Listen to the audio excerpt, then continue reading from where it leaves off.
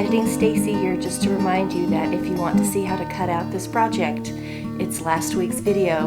I'll put a little link in there for you so you can find it. Happy sewing! This week's project is McCalls 8090, and we're going to do the C length but with a sleeve fabric. So I'm cutting on the cross grain this time so that I can use this beautiful edge. Okay, first things, now that we're cut out, we're going to interface. We've got some prep work to do, and it's actually on our instructions. Step 1 says to get our collar pieces in our front little placket, and we're going to interface them. So we have got 4 of our front collars, 2 of our back collars, and 4 of our front plackets. We're going to interface 1 of our back collar that we cut on the fold. We're going to interface 2, a right and a left, of our collar fronts, and we're going to interface 2, a right and a left, of our placket fronts. So that means that when we're done, half of all of these pieces that we have for these will have interfacing on them, and half won't.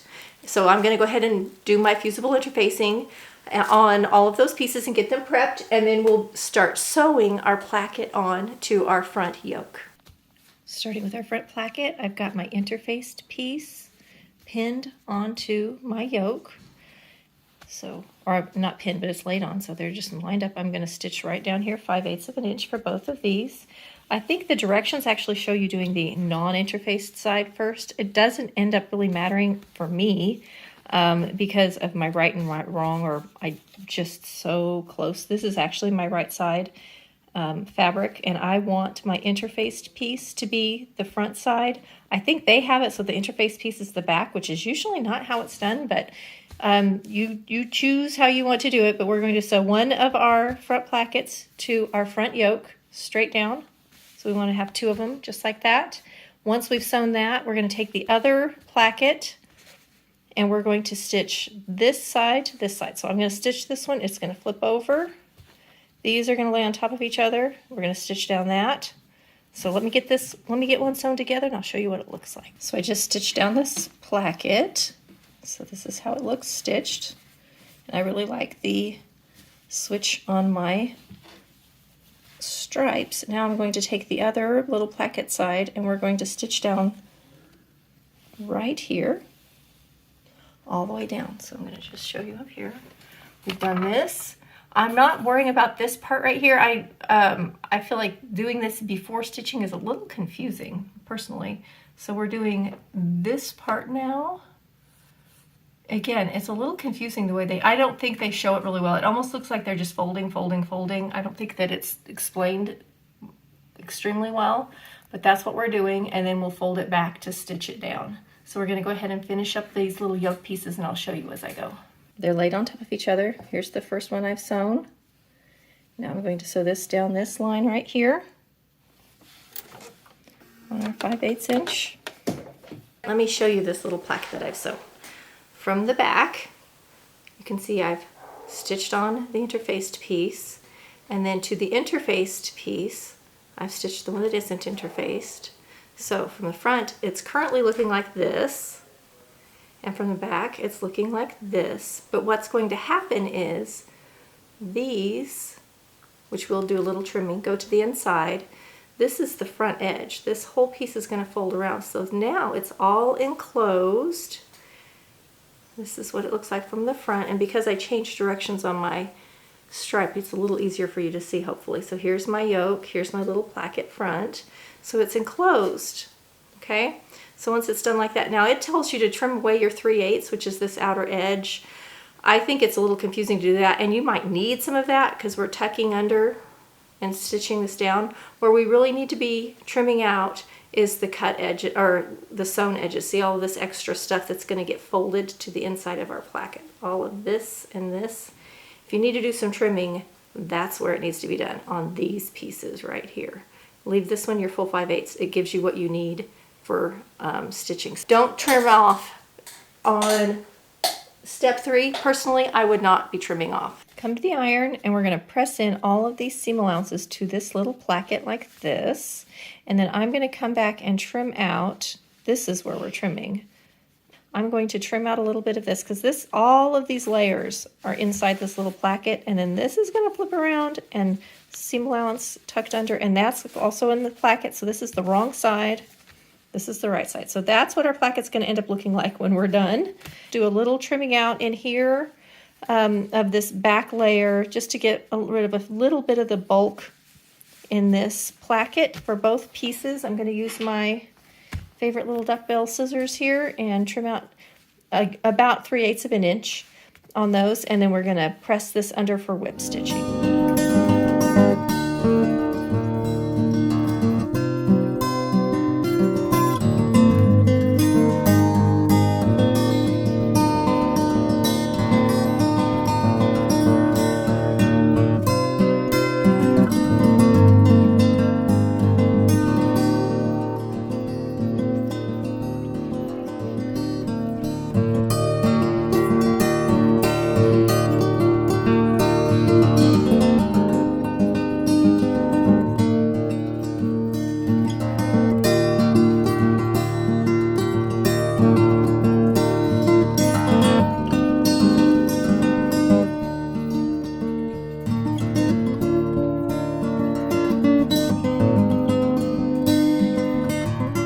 Going to overlap our plackets. This is what they look like from the right side. This is the wrong side where it's been whip stitched down. All right, so that's up here, that's step 6. These little lines are just saying they basted it down to hold it in place till it's done. Now we're going to go ahead and come to step 7. This is piece 3, which is this. See the little circles? Those little circles are to help us know where things go. And it's a little confusing because extra small is on the bottom and extra large is on top, because if you're an extra small, you cut all the way down here. So this circle is 5/8 inch from whatever side you cut. So if I cut an extra large, this is my 5/8 inch away. This is the corner. We're going to do a little basting line. So 5/8 inch, sink the needle, 5/8 inch, just make a little corner right here to reinforce this because it's going to get snipped later. So we need to do that. And then we're going to do a basting line for gathering across this front piece. I've got to unpin it and open it up. It's all, on the fold, so that we can do the shearing. That's the shearing right there. See, they have 2 basting lines. So I'm going to do both of those, and I'll show you what it looks like in the fabric. This is the corner, and this is my little basted corner line just for reinforcement, so that when this gets clipped later, it's nice and strong right there. So now I'm just going to come in and do my basting lines. Going to set my machine to about a 4. It can go longer if you want to, just so we can get a nice little gather. We're going to do 1 line on the 5/8 and then 1 at the 1/4 or 3/8, something like that, so we can get a nice sheared front. So this is what it's going to look like in that little corner where I reinforced. We're going to take a little snip in. Make sure you don't cut all the way through. I actually didn't cut quite up to my threads on purpose just to make it stronger.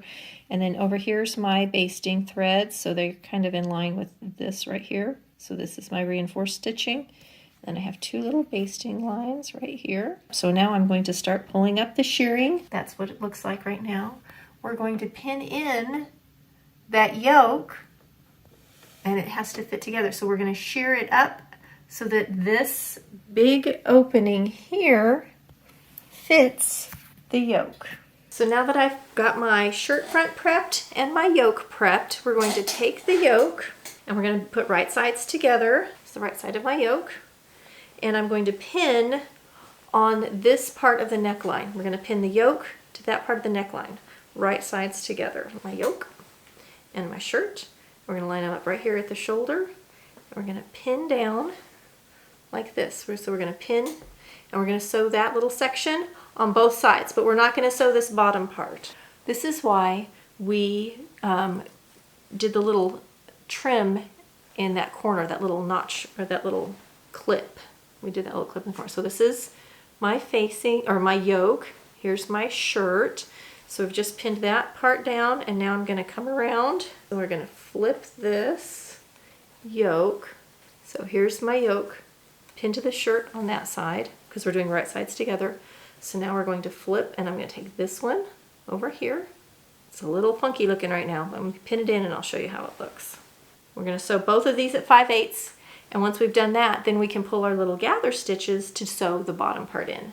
Once I've done all of that, I'm going to go to the serger and I'm going to serge around that little, the three sides of the square there. Make it stay. You know you're doing it right if when you're pinning it in. So this is the shirt side, so I've pinned it in. And see, here's my little clip. So you can see I've got a little bit hanging over, which is perfect, so that when this gets turned, see all this fullness? That fullness will get gathered in to meet the bottom of this yoke. So from the inside of the shirt, it looks like this. My shirt pinned on. You can see this part hanging down that's not pinned on yet, but it'll get pinned like this. The directions are good on the thing. It is explaining it right. So we're just going to stitch these two sides down real quick. Make sure, because we just basted, make sure you remember to switch your stitch length back to a regular stitch length to 3, 2.5 to 3, depending on your machine, something like that, from the 4 that you use for basting. So I'm going to sew those two sides and show you what it looks like. Now that we have sewn these seams right here, I've marked my very center front of the shirt part where the gathering is, and we need to mark the center front, which is the middle of this placket, because they're going to match up to each other. So right down the center of that placket. Okay, so this is how it looks right now. So see that? Can you see how it's open? See the opening right there? All right, we're going to now flip this down so that we can pin this pin, the center of the placket, to the center of the shirt where the gathers are, to each other. And this is why that little notch was so important, because this will not turn nicely. You'll get a pucker if you don't clip it, I mean. So now that that's done, here's the corner. Can you see how it opens up right there? So that this will now match on the 5/8 inch line here. I can put a pin in it, just like that. So it's going to turn the corner. I'm going to stitch that corner and turn, but you can see I've got a little, this is my yoke part and this is the shirt part where they open up. So now I'm going to pull those little gathers in to make this shirt fit to this yoke. So when I pull, here's my little basting stitches. When I pull those, can you see the little gathers pulling in? And we're just going to move those down and make them nice and even. So we're going to even out those little gathers so that that little shirt, now they're the same front and back, they match. There's no fullness. So now I just want to even the gathers out, and then we're going to just stitch across. So what will end up happening is, here's where I stopped at my 5/8. Now I can come across and sew straight across the 5/8 inch here. And now the yoke is in. I'm going to come back with my serger and I'm going to serge this raw edge all the way around. Now, right here where this is, will have no seam finish. So I'm going to take my sewing machine and I'm going to zigzag across this little, where I did the clip, just like that. So it's clipped so it's zigzagged onto this seam allowance. I'm going to zigzag these so this doesn't fray, because I want to machine wash and dry this shirt, and if I have this little raw edge right there, that's not going to be good. I haven't given it a haircut yet, but here's the yoke in, or pressed it. So this is the right side and this is the wrong side. So before I press it, I'm going to go ahead and serge this little section right here and then zigzag this little raw edge right there in the little clip. And then I'm going to go give it a quick press. So here's my serged edge, and here is the little raw edge where I did the little clip. So I've just set the machine for a zigzag, and we're just going to zigzag over that little raw edge. I want to make sure that my zigzag does not cross over to the right side. I just want to keep it all in the seam allowance. And that, it's really hard to see, I know, but see there? Now that's all finished off. Sewn together the shirt at the shoulder seams and at the side seams, pressed them open, finished off the edge with serging. You can zigzag it, you could do a flat felled seam, you could do a mock seam, you can do a French seam. On these, they're real straight, so it would be really easy to do any of those seams with this if you want to. Then I went ahead and I've sewn the collar pieces. So I have a set of collar pieces without interfacing and a set with interfacing. They've all got sewn together at the little I'm calling it a side seam or a shoulder seam, but it's you've got front neck and back neck, and then they sew together right here at this little side seam. So those have been put together in 2 pairs like this. Then you're going to take the one that's interfaced and you're going to press up 3/8 of an inch all the way around the wide edge. So if you look at the collar or like this as an inside curve and an outside curve, so this outside curve is going to get turned up 3/8 of an inch all the way around, and then we're going to sew the 2 together along the inside curve. You're actually going to start on this front right here where it's turned up, and we're going to sew all the way around that neckline.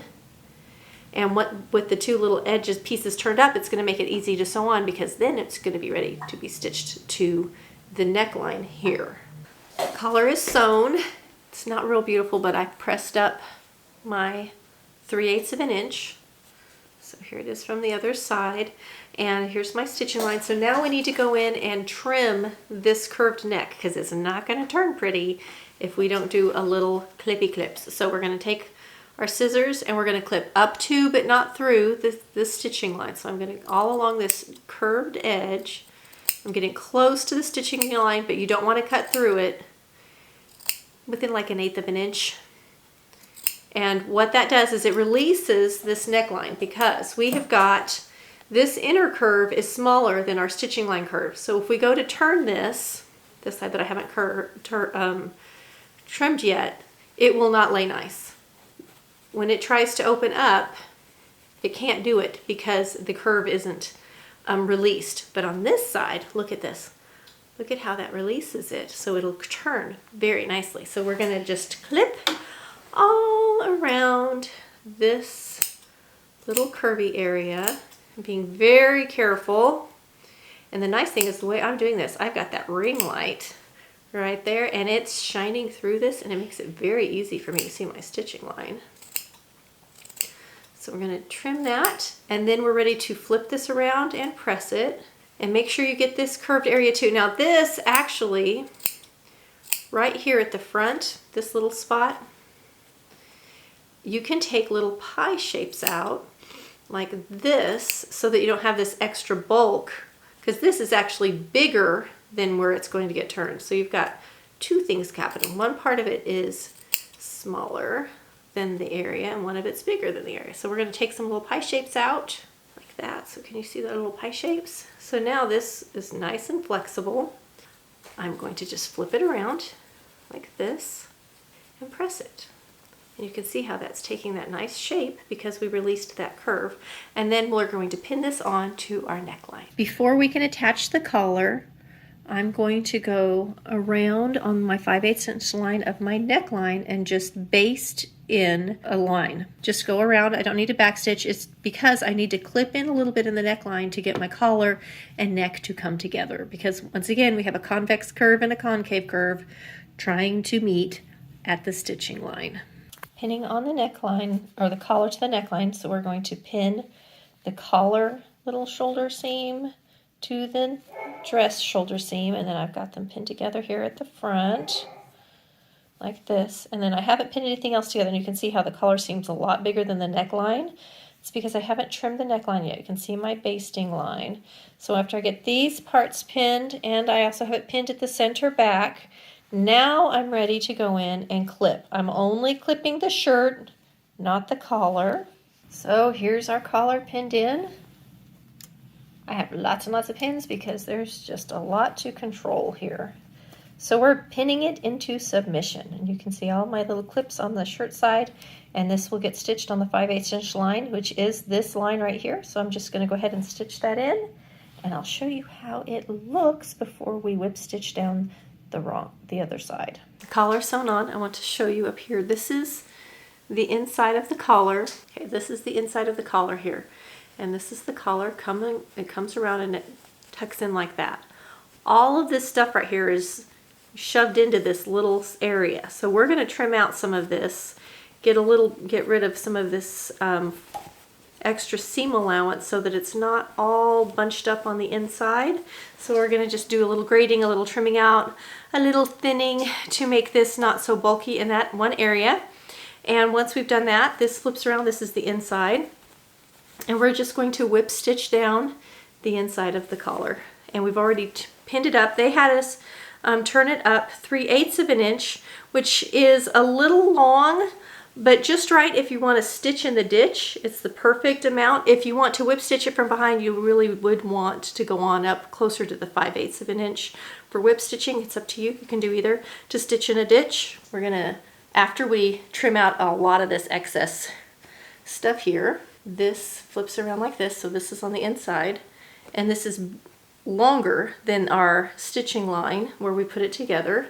So on the right side, once that's all pinned down, if you stitch right along this line where it was put on, it is very hard to see, but it will catch both layers and it will enclose your collar. So you can definitely stitch in the ditch if you want to. I'm going to whip stitch mine down, so I'm going to just go do some handwork and trim out all this stuff. Next, after we've done that, is the sleeve. So after we've done all of that, if you're doing the version that's sleeveless, it's bias. You're going to bias bind it and turn it to the inside and finish off your arm's eye. If you're doing the sleeve, depending on the sleeve you're doing, they're all going to be kind of similar. So here's the sleeve, like this. Because mine has the lace, I don't have to worry about a hem. So I've gone ahead and just finished off my edges, my underarm seam for the sleeve, so I can just put it together like this and just do my 5/8 inch seam and press it open. It might need a little easing in the cap, so you can go ahead and do a gathering line, a basting line just in the cap area, so we can use that for easing in. So we're going to do both of those things to prep our sleeves. Once I've whip stitched down the collar and I've done this part on the sleeve, we'll be ready to set the sleeve in, and then it's ruffles. So the collar is on. Needs a good pressing, but we've got a nice collar on. So the front of the shirt looks like this. And now we're ready to put the sleeves in. The sleeves are all prepped and ready to go. And I'll show you a little close-up of what I did down here at the bottom to make this look nice so that we didn't have a little hangover of the seam allowance. So now I'm going to just flip this around. I've marked my shoulder seam and my front and back of my sleeve so I can get it in correctly. So here's my two little tiny notches in the back. And where's my shoulders? There's my little shoulder seam. So I'm going to take this one. This is the back of the sleeve, so I'm going to put right sides together. We're just going to pin it in, starting at the underarm seam of the shirt and the sleeve, and then the shoulder seam, and then matching it up and pinning it in. It should go in pretty, it is a set-in sleeve. There's no gathers, so it goes in pretty easily. So I'm just going to sew in our sleeve. Once it's sewn in at the machine, I'm going to serge that seam allowance, and we're ready to start ruffles. So I'll show you the sleeves in, and then we'll start working on the first layer of the tiered ruffle. If you're doing a sleeve like this that has this kind of scalloped edge that's not perfectly straight across, you might get the same issue I did, which is this right here. See how these edges hang down like that? Which I don't like. I don't want to see that on my garment. So what I'm doing is I'm just tucking in like this, just so they can't be seen, and then I'm going straight across with a straight stitch, which disappears in this fabric. So here's the one I've already done. This is the wrong side, it needs a little haircut. And then the right side looks like that. And so you can barely see that little straight stitch, but I don't have those raw edges hanging down there. They're tucked away nice and pretty. All right, sleeves are in. Here you can see how the sleeve looks. Because I chose to do mine on the edge of the lace, I don't have to do any hemming or anything. So this is how my sleeve looks. Here's my bodice. So I'm going to set the bodice aside for a minute. We're going to start working on the skirt portion, which is the tiered ruffly area. And the first tiers are a skirt front and back. So you just have two pieces that are going to get sewn together at the side seam. And there's a little circle here. So according to your size, wherever that circle is, this is very important because this is going to help us know where to line up the next tier. So on the wrong side of my fabric, I've just made a little yellow mark where that circle was, so I know, because the next tier, the first tier is 2 layers, so you have a front and a back, but the next one's 3. So the second tier doesn't go side seam to side seam. You're going to have a seam in the center back of the second tier, but there's no seam in the center back of the first tier. And then the other 2 seams, because there's 3 pieces of the second tier, goes sort of a third of the way in from the side seam. So it's offset. So you're going to have side seams for first tier. Second tier has 3 seams, but none of those seams match up with the seams on the top. So we need to transfer our markings so that we make sure we get our tiers on straight. Otherwise it's noticeable. You're going to be able to tell if your tiers are kind of skewed crooked.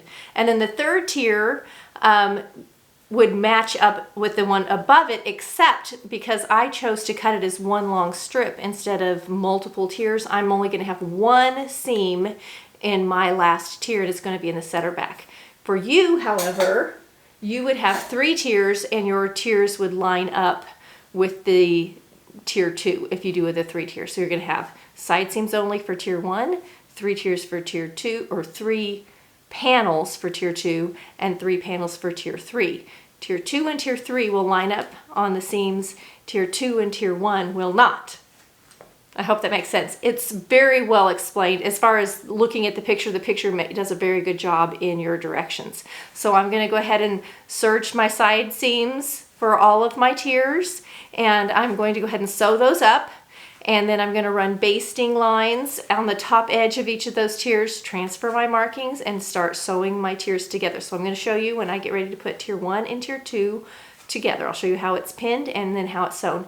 These are not super gathered. They're lightly gathered from each tier. So you're not going to have tons of ruffling. It's not a 2-to-1 or anything like that. It's less than that. All right, back in a few minutes with the first 2 tiers ready to go. Here's tier 1 that has the side seams. I'm showing you the back side. The back is smaller than the front. The front has the shirring in the neckline, and it makes the whole front of the garment a little larger. So this is how it looks right now. And I've gone ahead and done a basting line at the top edge. Here's my inside seam, so you can see it's stitched together and it's serged so that it's finished off. I'm not serging each layer. After I sew layer to layer, then those raw edges I will serge together. It'll make it more compact and flat, and it'll just lay nicer in the garment. So now that I've done that, I've also taken my bottom layer, because remember my tier 3 I changed. So instead of having 3 pieces, I have one very long piece. I've got it folded up with only 1 seam in the back. So here's my center back seam. So I've already serged it together. It's ready to go. And I haven't pressed it yet, but I did go ahead and mark my center back's easy. It has a seam in it. I've marked my center front, and then I went ahead and did a quartering, so I know sort of where generically where the side seam is, just to help me when I go to do my basting lines. I'm going to do basting in those 4 quarters. If your basting lines are too long, they're just harder to work with. So I want to quarter my basting line. So I have marked that, and the way I did it is the way I like to do it with a little teeny tiny slit, just a little tiny cut like that. This one I just still have a pin, and I haven't done a cut for my center front, but that's ready to go. So there's no hemming on this one because it has the lace, so I don't have to hem it. So this is ready for me to run my basting lines on it. So now I'm going to go ahead and sew together my middle tier, which I haven't sewn yet, which is, I'm going to go ahead and put my middle tier together, which is 3 pieces. And then I'll come back and show you how I start putting all of those tiers together. We're going to take our top tier and our middle tier, and we're going to line up our seam lines from the middle tier with our markings on the top one. So I made little yellow markings. We're doing right sides together. So I'm going to find my first yellow marking. It's right here. So I'm going to put a seam on that yellow marking. Now my middle tier has gather lines on the part that's getting attached, so that I can then gather up to ease in the fullness between the 2 tiers. Seam 1 to my marking, and then I'm going to go to the next seam and my other little yellow mark. So there's going to be 2 little circle marks that were on the pattern that I've transferred to my fabric on the wrong side. So now I'm going to line those 2 up. And that's the second seam. Again, right sides together. So this is how it looks. Here's my tier 1 to tier 2. You can see that's the fullness we're going to gather in. Now we're going to take our third seam on tier 2 is going to line up with the center back seam of tier 1. Make sure you don't end up getting them twisted. You can put pins, you can make a little notch, whatever works for you. All right, so now that I'm pinned on, this is how it looks. So here you can see there's the seam right there where my nose is. That's the seam for tier 1, and here's the seams for tier 2, and you can see the fullness. And now I'm just going to pull my little gathering line and start gathering it in. Now, that's a big seam. If you want to, you could even have it again. So I'm having both seams, and you can see it's not super full. That's all the fullness we're gathering in. It's not a load. But I'm going to go ahead and do this one more time. It's that whole quartering, only this time it's in thirds. So we're doing sixths, I guess, instead of quarters. And the more you divide it out before gathering, the easier it is to get your gathers to be nice and even, so you don't end up with all your gathers in one spot and then flat spots. So now I've done from my markings, and then I've done one in the middle. So now I'm ready to grab my little basting, and I'm just going to pull it in gently, gently. And if you do 2 rows of basting, you're going to have a little easier time. I did 1 row, and I'm realizing I only did 1 row. Wish I'd done 2. 2 is always better. So that's all it takes. See all that fullness? That's all there is, but I have to make that even for the whole seam. So I'm going to gently pull that around. It's not a true ruffle even, or even a gentle gather. It's really ease. We're just pulling out the ease. Now the bottom one might have a little bit more fullness. It might, but still mostly ease. So once I pull in the ease, I'm ready to just pin it down, and we'll stitch all the way around at the sewing machine, and then I'll come back and serge it. So what we're going to do is we're going to put the skirt together. We're going to do all 3 tiers. I'm doing the 3-tiered one. You may be only doing 2 tiers. We're going to put all 3 tiers together, and then we're going to sew that onto the bodice. Once we do that, the dress is done. I'm working right down here on my lap where you can't see it. All right, so that is all there is. Can you see? Not a lot. So that's all the fullness there is. So I'm going to do that all the way around, and then I will have 2 tiers, top tier and middle tier. And then I'm going to come back and work on the second one. So I'm going to get these 2 put together completely. I'll show you that, and then we'll start putting on our bottom tier. Okay, so I have my first 2 tiers together. They're sewn, they're serged. Just open this up so you can see this is how it's going to look. It's not very gathered. It's just a little bit of easing, really. So here's the front of my skirt. There you can see the gentle gathers. That's it. So now here's the center back, and look, you can see here's our center back seam right there. I'm going to take my big long ruffle, my ruffle for the bottom. It's really just a tier that I'm easing in, but I'm going to take it. I've already got my basting lines in. Here's my center back for it. So I'm going to match up center back of this to the center back of this, of my tier 3 to tier 2 at center back to center back. Now that I've done that, I'm going to find my center front of both and pin those. Center front. There's a lot here, so you have to really watch that you don't get it twisted. Now if you're following it exactly by the pattern, you will have a long thing like this, but it'll have 3 seams in it, and those 3 seams will match up seam to seam, tier 2 to tier 3, and then you'll just have gathering to ease along the top edge. Now I don't have an even side seam on this because the top and the back are not even, and then my second layer are in thirds instead of quarters, but I can still divide this exactly in half. So I'm going to go put my front and back together, pins that I've done together, and then I'm going to pull it out to quarter. So here would be an exact side, but I'm just quartering just so I have it evenly spaced. And see, I made a little marking to make it easy for me. I will put this skirt on my shirt, and we will put the skirt on the top of the dress, and it's done. I like this. One of the fun things about this is there's no hemming because the lace is finished. So this is how it looks. This is tier 2 right here, and this is tier 3, and it's easy to tell because look, here's my lace layer, and we're putting right sides together, so this is the wrong side of my lace, right side to right side. Okay, so I'm just going to pin that around, gather it up like I did before, serge it. So on the inside, it's going to look like this layer right here. One more layer. So when I get that done, I'll show you.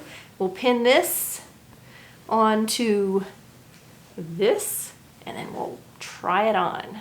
All right, we're ready to put the skirt.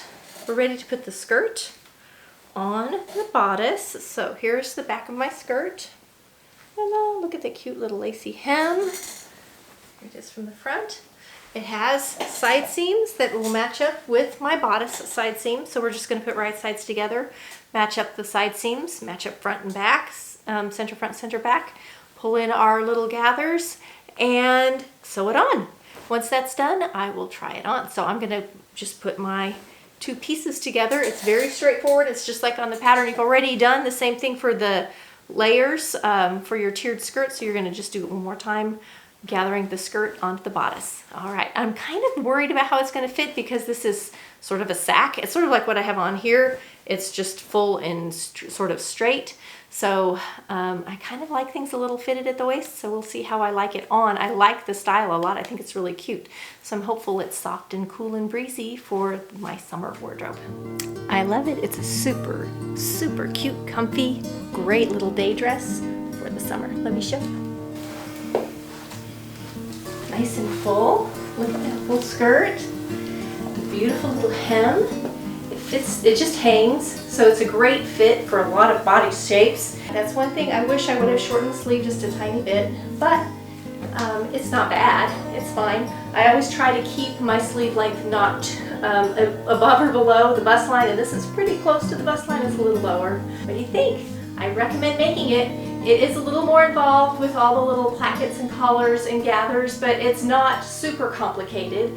So I think a lot of people could make this a great little summer edition. And I think this would be so cute done with different fabrics. You could have each layer a different calico because it's patched together. Even each of the panels within a layer could be different fabrics. It would be super, super cute. See you next week for another fun video.